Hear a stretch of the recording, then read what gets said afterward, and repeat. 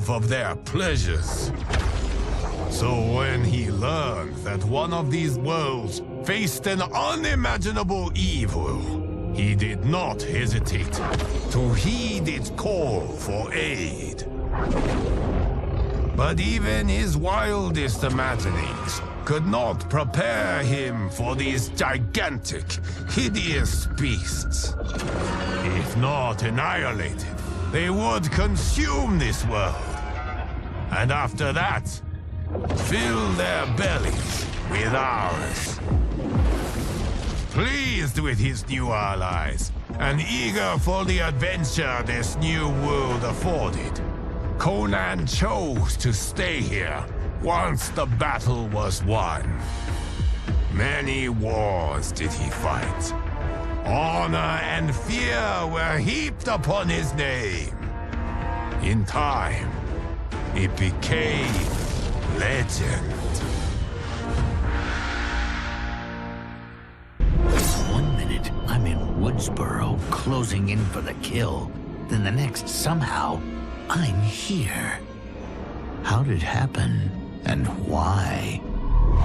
Don't know, and I don't care. What I do know is I'm gonna sink my teeth into this plot twist. But people here don't know me. And if I'm gonna relish making mayhem, I need 'em fucking scared. Live streaming some kills will do the trick. The shredded flesh and splattered blood will go viral. And that's when the fun really begins.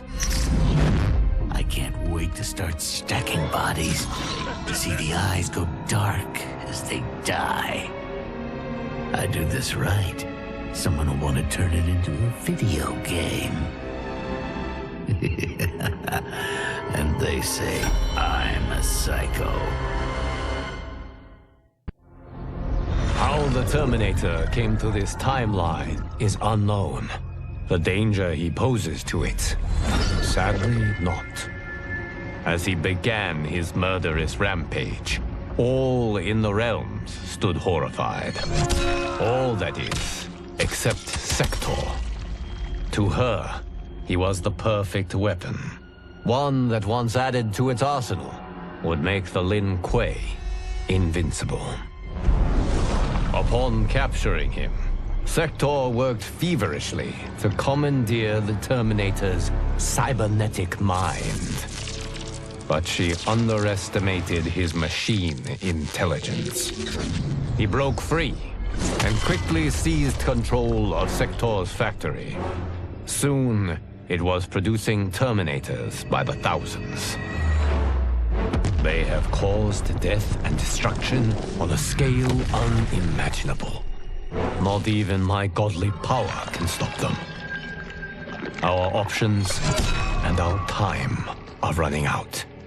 If we cannot soon find an answer, this timeline's flesh and blood beings will be obliterated.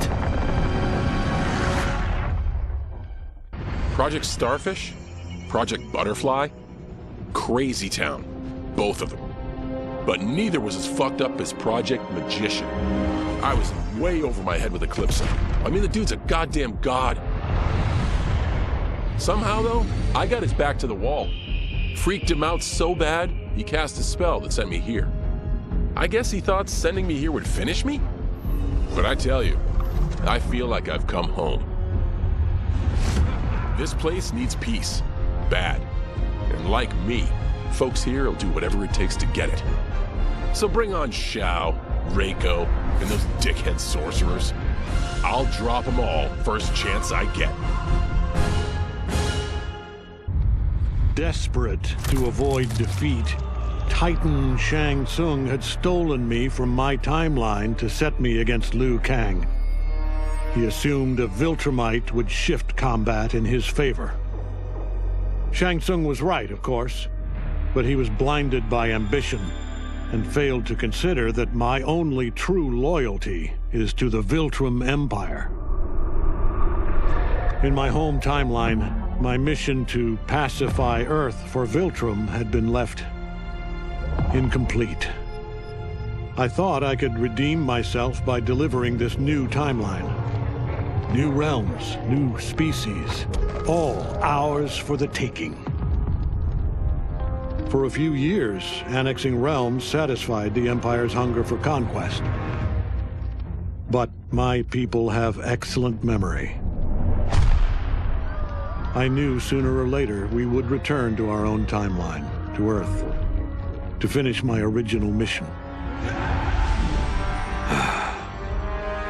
I only hope my son has had time enough to prepare.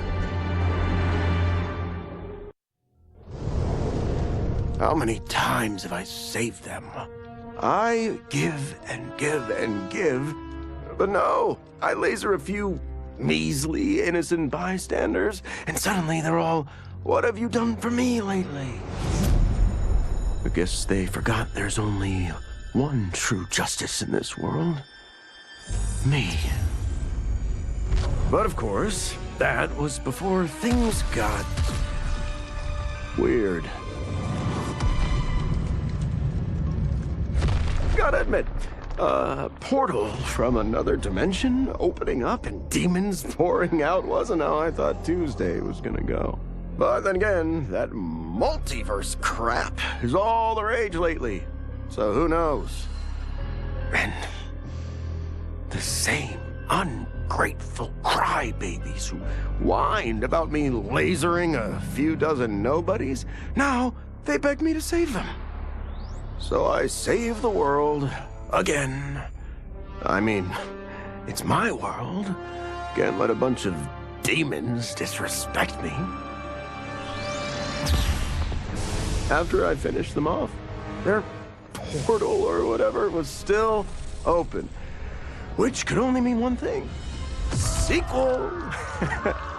I went in the damn Chloe hole, and what did I discover? Another realm with a tournament where gods and monsters fight to the death. It was like Votland, but just for me. Honestly, I only wish I'd known about this place sooner, because I've had the time of my life. Though Kuai Liang had accepted me as a Shirai Ryu, many of his warriors could not. The bloodshed at the wedding had left many injured and scarred. Their hearts understandably simmered in bitterness. It boiled over one day as we trained. A push became a shove, and suddenly I was fighting for my life. After he intervened, Kuai Liang banished the instigators. It made me ill, how my presence was disrupting the clan. It was no way to repay Kuai Liang's mercy. So, I offered to resign and asked for those who attacked me to be reinstated. But instead of ending my time with the Shirai Ryu, my gesture heralded a new beginning. It gave those still resentful of me pause, enough for them to permit me a fair chance to prove myself. Given the circumstances, it is all I can ask. Though I had returned to the temple after Titan Havoc's defeat, I remained livid. Livid with Bihan's foolishness, Kuai Liang's betrayal, and Cyrax's defection to his Shirai Ryu. So when Quan Chi arrived to parley, offering to eliminate the upstart clan, I listened. For his services, Quan Chi asked that I retrieve an amulet that was locked away in the Temple of the Elements. No small task, given its wards and guardians. The one worth undertaking, if it would finish the Lin Kuei's rivals. But before I could find the amulet, I found Bihan. There he was, imprisoned and forgotten, when Liu Kang had promised to restore him. As I rescued Bihan, all thought of retrieving Quan Chi's treasure was quickly forgotten. I will never forgive Liu Kang for this betrayal. That he is a god will not stop me from seeking vengeance.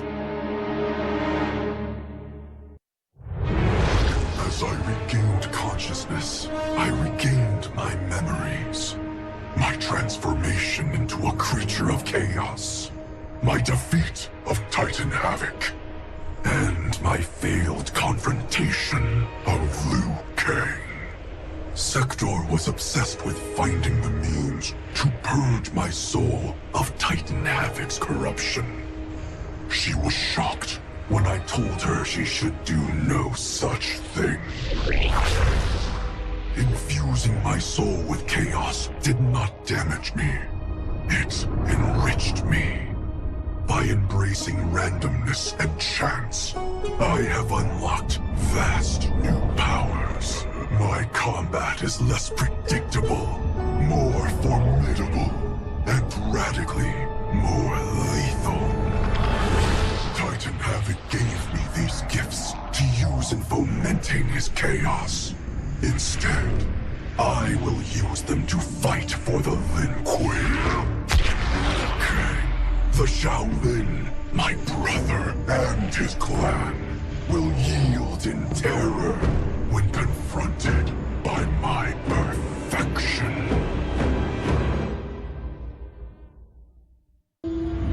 To kill a snake, you cut off its head. Or in the Yakuza's case, its heads. Kenji said I couldn't do it. But he didn't know what I knew.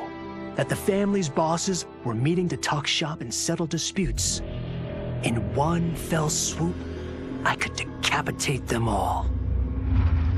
As they nursed whiskey and negotiated, I waited. My moment came, then was cut short, when a fiery portal opened. Out of it stepped men I'd never seen before. And from the boss's low bows and averted eyes, I could tell they were the ones really in charge.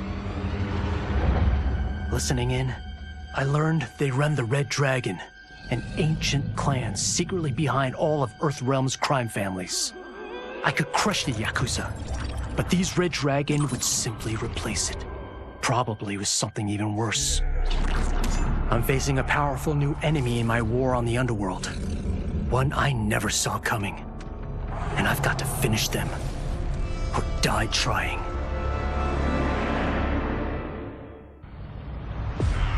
For a moment, Jared took control. We fixed the damage which had allowed him, and reimposed our collective will. But the damage went further than we thought. Without Quan Chi's aid, the spell which birthed us would fail. All of our souls would die.